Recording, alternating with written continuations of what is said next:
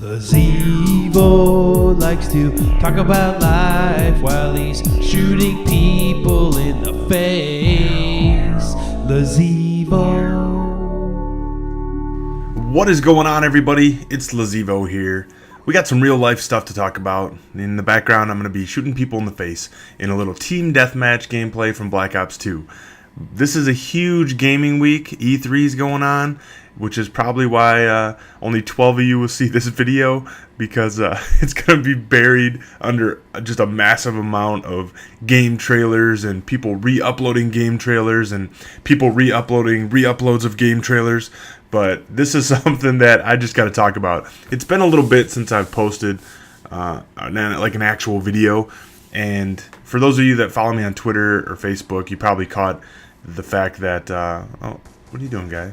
What are you doing? That was kind of a fail. I was trying to ninja that guy. But you guys probably know that I was at the hospital last week. It was my daughter's surgery. She had tubes put in her ears. She had her tonsils and her adenoids taken out. And she's only 3.5. So it was kind of rough. You know, it was one of the more rough moments as a parent, because that surgery is weird too, because you'd think normally when you're about to have surgery that you feel really bad and you know that the doctor's got to fix you, but trying to explain to a 3-year-old that's completely normal and healthy, at least she thinks she feels good walking into the hospital, that when she leaves, the doctor's going to quote unquote fix her, and when she leaves she's going to feel like total shit. It's like, how do you prepare a 3-year-old for that? I felt like there was a lot of similarities to when I had my dog fixed. Like, I took my dog to the vet and got her fixed, and when she walked in, she was totally normal. And then when I went to pick her up, she was like, her head was slumped over. She was like, "What'd you do to me?" I felt like my daughter was gonna feel the same way. Like it was a betrayal of trust or something. Like I intentionally brought her to a place of torture to be maimed or something. But they don't really understand that sometimes things like that happen and things need to come out. Your tonsils need to come out sometimes. I don't know if any of you guys have had your tonsils out. I haven't had mine out. I did have tubes put in my ears, but that's kind of weak. That's an easy surgery. But getting your tonsils taken out seems like it's much more intense, and the recovery is a little worse.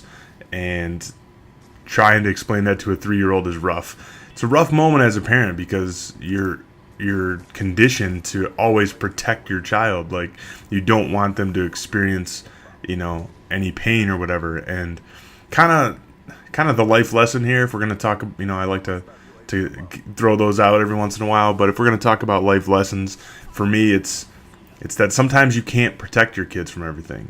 Sometimes they need to experience things on their own. Like you're watching your daughter when she wakes up from the surgery and she's recovering from this, and you're like, all I want to do is like take this pain away from her. Like if I could recover for her, if I could have went through the surgery in place of her, I would have gladly done that. But unfortunately, like, that's not an option. You can't do that.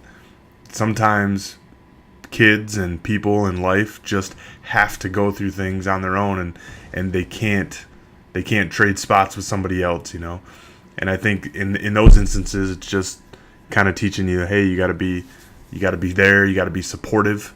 You got to do what you can to just let them know that you care about them and that you feel bad for them, and try to help them out, make them comfortable as best you can. But it's a rough thing to go through as a parent. It's a rough thing.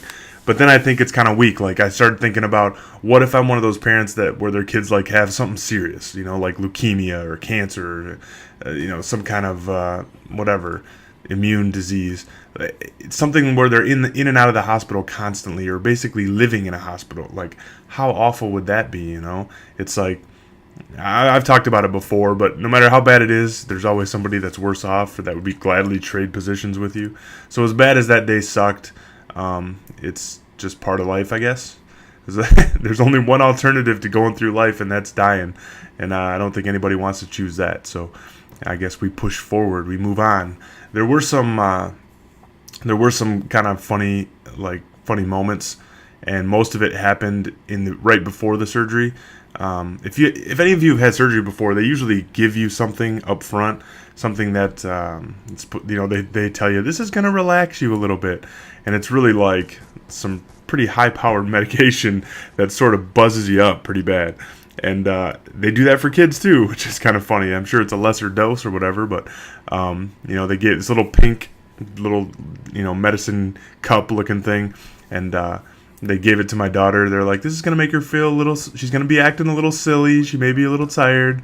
And I sent out a tweet because I was laughing. I was like, I think I'm getting a glimpse of my daughter's college years here. She was acting drunk. She was slurring her words, her body movement, like she couldn't sit up without falling over. Like she almost fell off the hospital bed. I was like, whoa. But it was hilarious. She like looked, my ex's mother was there, and she sort of looked at her, and she was like cocking her head all funny, and her grandma goes, she's like, what are you doing? And then my daughter goes, Grammy, I'm flying. And I just started dying laughing. Like, she's trying, imagine being 3 and trying to feel the experience of being buzzed, Like, that was the best way she described it. She was flying. And I was just dying laughing. But she was pretty calm going into the surgery until, they gave her the medicine, and that chilled her out for a while. She was relaxed. And then they were going to wheel her off, and she started to freak out. Like, she knew something was coming, and she wasn't quite prepared for it, as much as I tried to tell her. Like, I was trying to tell her, like, when you go in there, that you're going to fall asleep, and then the doctor's going to fix you while you're sleeping, and then when you wake up, you're going to have a sore throat. It's going to be a little scratchy. Well, that was like an understatement, right? When she wakes up, she's going to have the worst sore throat she's ever had in her life. It's going to feel awful. And it did. But I wanted her to know that, like, I knew what was going on. Oh, this is such a fail. Look at this. Look at this fail. That's the second time in this game I walked up behind somebody and just completely failed. I should have knifed him. But I wanted her to know that I knew what was going to happen. Like, I didn't want her to think, like, this is messed up or something's wrong or, I tricked her or something. Like, I wanted her to know. I think that's important, as a parent, even when your kid is going to face something difficult.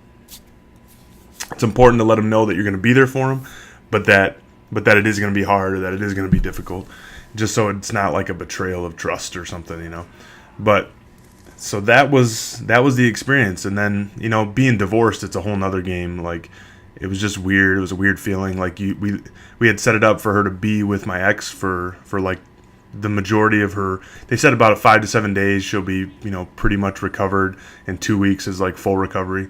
So for the first week, we had set it up for her to be with my ex. So we kind of switched our schedules around so she could stay with her.